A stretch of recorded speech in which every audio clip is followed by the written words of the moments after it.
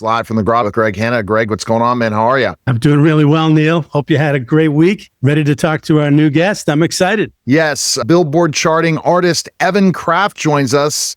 He trades the stage for Open Road in a powerful debut book. How are you, Evan? Thanks for stopping by. I'm great. Thanks so much for having me. Oh my goodness. Greg, you go first. But you, Greg, as Greg knows, he's talked to a lot of people who have written books since we've worked together, and also some of your friends, Greg. Oh yeah, definitely. But Evan, it's pretty exciting to talk about you. But let me ask you, what inspired you to take on this extreme journey, cycling across South America? Was it to rediscover your purpose, or what was it about? Yeah, I was 25 when I thought I hit my peak. I was playing in front of a massive crowd in Colombia. There was a disconnect because you can't really have a moment with 80,000 people at the same time. And I thought, God, what am I doing? Because I could sing these songs, but they can listen to it on Spotify. But what's beyond this? Did I hit it at 25 and then it's just downhill from there? And so one of my best friends cycled across the US, and I thought that was the craziest thing I'd ever heard of. And he said, hey, but there's a lot of purpose in helping other people. Why don't we do something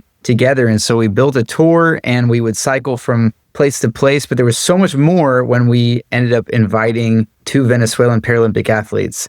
And so that's where the story gets a little crazy. Wow. And then you thought of this from doing this. What made it the idea of a book? Did it just come into place? How did that happen? So I am gringo. I did not grow up speaking Spanish, and I ended up working in Spanish Christian music and living in South America. But I read a book by Reinhard Bonnke, a missionary from Germany to Africa, that inspired me. And sometimes I've asked myself the same question, why am I doing this? And it's because it was a book that changed my life. And so I believe hopefully a few people will be able to read this and say, hey, I want to live radically for Jesus as well. Wow. You talk about the extra mile mindset. What does that mean to you, and how can our listeners apply it in their own lives? I think there's a lot of gravity that takes us down to the status quo of why I'm already tired. I'm already doing enough. I have too many responsibilities. But if I want to live a life that is beyond the status quo, I have to go the extra mile. And the Bible talks about it. When somebody asks you to carry their things 1 mile, go 2. And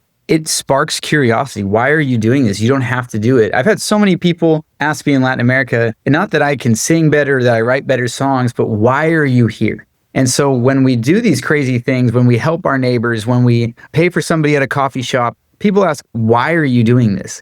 And so it's not just the act of doing it, but it's the curiosity that sparks a conversation that can lead people to Jesus. And what's amazing is how you got involved in Latin music and how it's grown so much in your following and everything. So you have this fan base. How did you get involved in that? What made you want to go that route? I read a book. I was studying Spanish, and my dad is the director of a homeless shelter in Los Angeles, and a lot of the guests were from Central America, and I would talk to them when I would go down and help out giving out lunch. And I was so curious to talk to these immigrants of, hey, why did you come here? What are you doing here? And they would explain to me the economics that, I can make money here and send it to my family. Or I'd ask them, why don't you speak English? I'm painting houses all day. I just want to I don't want to go have to work more after work. And so it sparked this thing in me of, if you want to love your neighbor as yourself, you need to speak to them. And so that was the first thing. And then I thought, I'm never going to have a music career. I'm going to go be a missionary. And I went down to Tijuana. And it was a matter of weeks before people were inviting me to their churches. And I just was saying yes to opportunities. And I really believe that God ordained those steps. So it wasn't this master plan of, hey, let's go. And there was a lot of arrogance that God had to take away, humble in my life. But there was no master plan. It was really holding on for dear life through what I felt like I'm being dragged by a boat, on a rope. But it was so fun. Hey, Evan, when did you first realize that playing it safe can actually be dangerous for your soul? It's when I was on tour and I'm questioning, God, I just don't want to be an entertainer. We have this natural, I talk about this with my wife a lot, is that feels like there's a lot of downward pressure in life. It's money spends itself. Everything if you're not growing, you're going downward. And so in order to get to the place that I visualize I'm in my mind in 10, 20 years, it takes daily steps. And so not being okay with, yes, I have a career. Yes, I have a home. Yes, I'm doing these things, but how can I incorporate more people? How can I build up more people? How can I build a legacy? And at the same time, it's not something I have to strive for every day, but find rest in God. And I went to the park this morning with my family, and it's a huge privilege to be able to do that. But I see this is a long-term investment in my life. Ciclo Vida, the extra mile trip that we did, was not an overnight thing. I made the decision quickly, but it took a year to plan. And so I love when people say, you overestimate what you can do in a year, but you underestimate what you can do in 10. And that's why I think that it's a mindset of building up your life and building up your calling. Yeah, and that's the key thing, is that when you wake up every day with a mission and purpose, it's a totally different thing than so many people deal with. You know exactly what you want to do and where you want to go, and you want to continue to grow. That's what it sounds like, as you're saying. Yeah, absolutely. I mean, and I think that like I had a mentor tell me in my 20s, because I had a lot of ambition,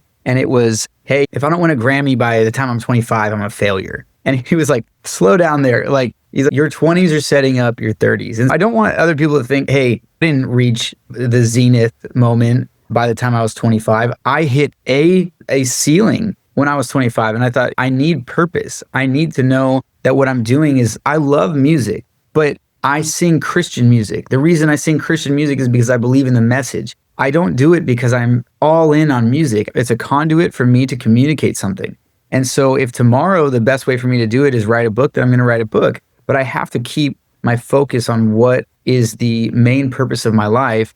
And I think for every Christian, we have the Great Commission. We're to go and make disciples of people. It's not to go and ride a bike. It's not to go and write a book. It's to make disciples. And that is really going the extra mile. Throughout this journey, Evan, what moment most challenged your faith and what moment most strengthened it? I'm going to start with the one where one of the things that really challenged me was that I blew up in the middle of the bike ride. And it's all in the book and it's in detail, but I yelled at him in front of everybody because we had been cycling for 4 hours. I hadn't eaten in 8 hours. I was not being myself, or I was being the worst of myself.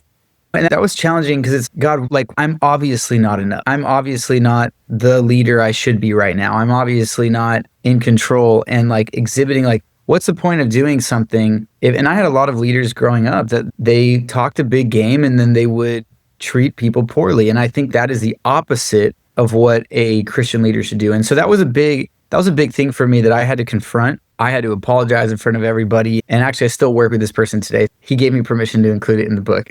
What most built my faith was we were 18 and we were in 3 cars and 6 bikes cycling across South America. And we were raising money. There was hyperinflation. Churches that were supposed to support us and pay for the events, they weren't able to do it. We were bleeding money. And I didn't know what to do. We were raising this money, and the nonprofit we were supposed to work with, they didn't even show up. And so I go, what do I do with all of this? And we had 2 Venezuelan Paralympic athletes, and they were each missing their right leg. And they, in their pictures, had prosthetics, but when they got to Chile, they didn't have prosthetics. And so I was faced with this situation where my sister, who's a doctor, she was on the ride with us, and she was telling me one of them had a prosthetic, but it was not fitted well. So if he did not get a new one, he could lose more of his leg because it was rubbing so much. And that was, I had never bought prosthetics. I didn't know how much they were. I was like seeing these prosthetics for $100,000. I was like, this is nuts. But we didn't have enough money for them. And I just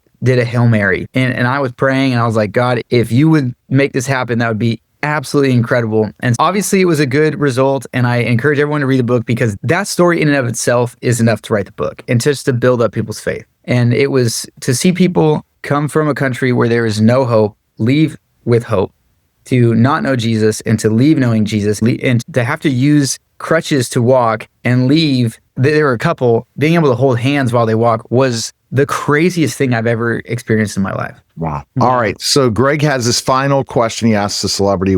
This is a deep one, Evan, be ready. I'm sure you'll nail this one because I already know your answer, I think, but I'm excited to ask you. So thanks so much, Evan. Tell me, what do you feel is the most important thing in life you've ever learned? I think to love your neighbor as yourself. And it applies like literally in everything. I'm a married man, and to love my wife as myself, to love my children as myself. When you think through that lens, you love God and you love your neighbor as yourself, you start to act like if you love yourself, and that really depends on how much you love yourself. Yeah. Right? If you understand God's love for you and you treat other people like that, you're setting yourself up for success. All right. Best place we can pick up the book, Evan, where can we go? It's on Amazon. It's on my website, evancraftmusic.com. Anywhere you buy books, just ask them for it and they can get it to your house. And then they can follow you on all your social media. You have a huge following, so congrats on that for sure. Thank you so much. All right. That was a special simulcast, the Neil Haley Show and Celebrity Interviews live from the Grotto. Greg Hanna, guys.